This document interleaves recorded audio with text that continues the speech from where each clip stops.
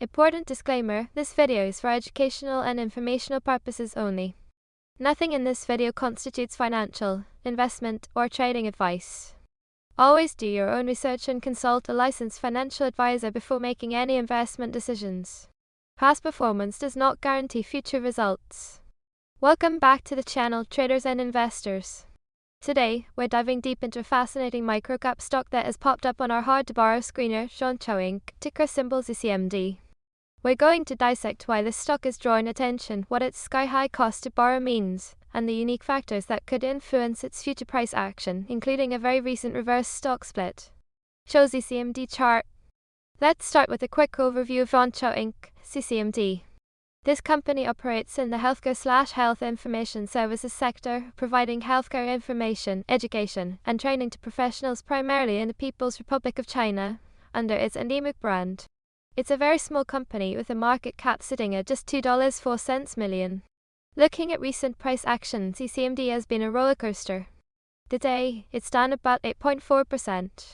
However, zoom out a bit, and over the last 5 trading days, ZCMD is up a staggering 96.19%.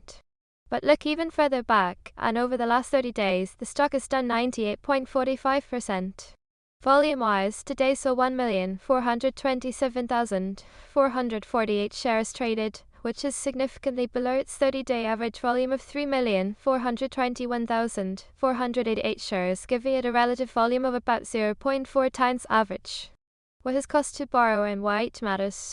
So, why are we talking about ZCMD today? It's all about the cost to borrow.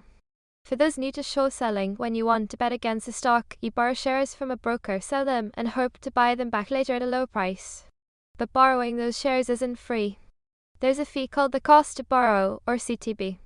This fee is typically annualized, and when it's high, it tells us a few things. Either there's huge demand to short the stock, or there's a very limited supply of shares available to borrow. And yes, these fees can absolutely exceed 100% annualized, meaning it costs more than the stock's value per year just to hold a short position. Why this stock is hard to borrow right now. Now let's talk about ZCMD specifically. This stock is currently flashing bright red on our hard-to-borrow screener with an annualized cost-to-borrow fee of an astonishing 745.8%. To put that into perspective, that's incredibly expensive. What's more, the CTB fee has seen significant momentum, increasing by 31 percentage points over just the last 5 trading days. The supply side is also critical. There are currently only 9,000 shares available to borrow. When you compare that to ZCMD's estimated float of 1.1 million shares, you can see why borrowing supply is incredibly constrained. Our internal composite squeeze score for ZCMD, which combines CTB level, momentum, borrow supply, float size, volume, price momentum, and technical setup, currently sits at 42.2 out of 100. Show CTB data on screen. Squeeze mechanics explained. So, what does a high cost to borrow mean for a potential short squeeze? Imagine short sellers betting against ZCMD. With a CTB fee of 745.8%, they are paying an enormous daily premium just to maintain their position. If the stock price starts to rise, those short sellers are not only losing money on paper, but they are also incurring massive daily fees. This pressure can become unbearable. To stop the bleeding, short sellers are forced to cover their positions, which means buying back the shares they initially borrowed and sold. This forced buying creates demand, pushing the price even higher, which, in turn, can force even more short sellers to cover, creating a rapid upward price movement known as a short squeeze. It's a feedback loop. However, it's crucial to understand that a high cost to borrow does not guarantee a squeeze. It can also indicate that short sellers have very strong conviction that the price will ultimately fall, and they are willing to pay a premium to maintain that bet. Dilution risk check. Before getting too excited, we always run a dilution risk check. For ZCMD, recent SEC filings show a registration statements -1/-3/424B within the last 90 days. This is a flag for potential dilution.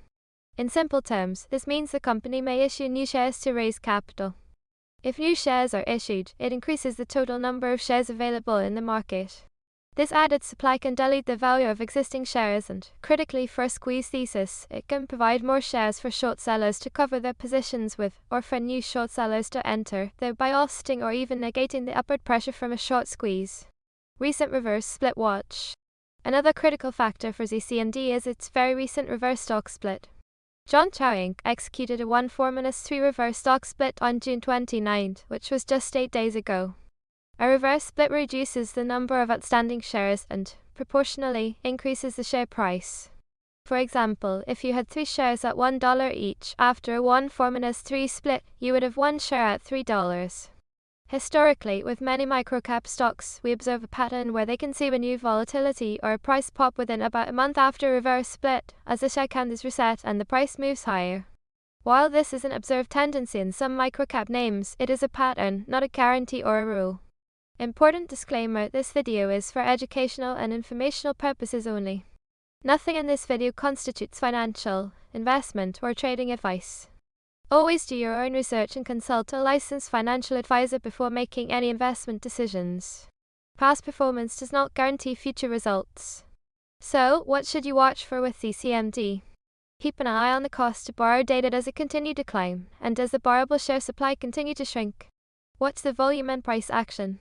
Can ZCMD sustain or build upon that recent 96.19% 5-day gain?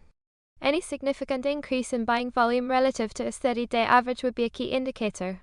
Also, keep an eye on news regarding any potential dilution events from those recent SEC filings. Finally, consider the pattern we discussed regarding post-reverse split volatility. Will ZCMD follow that historical tendency? ZCMD, John Chow Inc., presents a very interesting case study with its incredibly high cost to borrow, extremely limited borrowable shares, and a recent reverse stock split.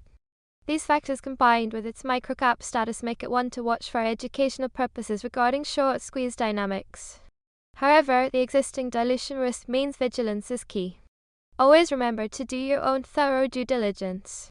If you found this breakdown helpful, please like this video, subscribe to the channel for more unique insights, and let us know in the comments if you have any questions or other stocks you'd like us to analyze.